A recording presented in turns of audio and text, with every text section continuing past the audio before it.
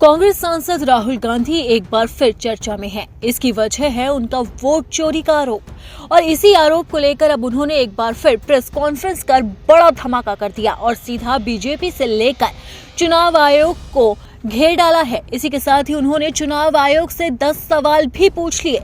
उन्होंने वोट चोरी से लेकर नाम काटे जाने को लेकर चुनाव आयोग पर तीखे सवालों के तीर छोड़े। वहीं राहुल गांधी के इन आरोपों के बीच में अब चुनाव आयोग ने भी पलटवार किया है। लेकिन सबसे पहले जानते हैं राहुल गांधी के वो 10 तीखे सवाल जिसने सियासत को ही सुलगा दिया है। दरअसल राहुल गांधी ने अपनी प्रेस कॉन्फ्रेंस के दौरान सीधे तौर पर पहले सवाल में कहा कि उनका काम लोकतांत्रिक व्यवस्था में हिस्सा लेना और सच्चाई जनता के सामने लाना है।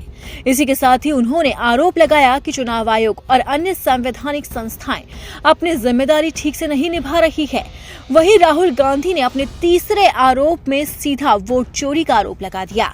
राहुल गांधी ने मतदाता सूची से वोट के नाम हटाए जाने को वोट चोरी का उदाहरण भी बताया। वहीं राहुल गांधी ने चौथा सवाल सीधा चुनाव आयोग से पूछ डाला है। उन्होंने कहा है कि जनता को पूरा जवाब क्यों नहीं देते हैं।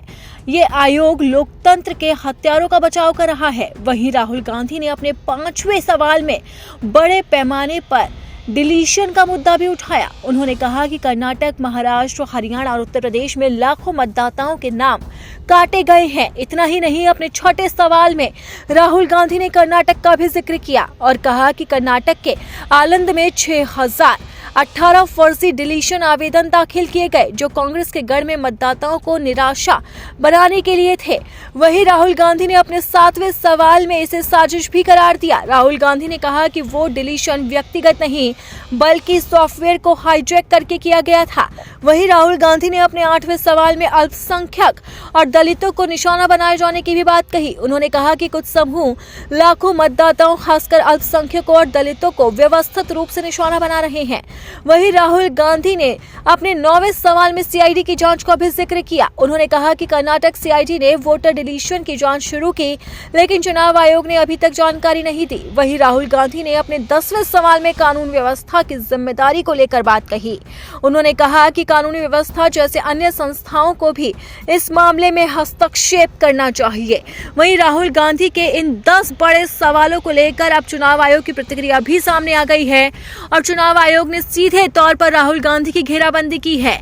चुनाव आयोग ने राहुल गांधी के आरोपों का जवाब देते हुए कहा है कि वोट ऑनलाइन तरीके से डिलीट हो ही नहीं सकते हैं और चुनाव आयोग ने राहुल गांधी के आरोपों को आधारहीन और गलत बता दिया। उन्होंने कहा है कि अगर वोट चोरी होता है तो चुनाव आयोग खुद इसकी एफआईआर दर्ज करवाता, लेकिन ऐसा कुछ हुआ ही नहीं था।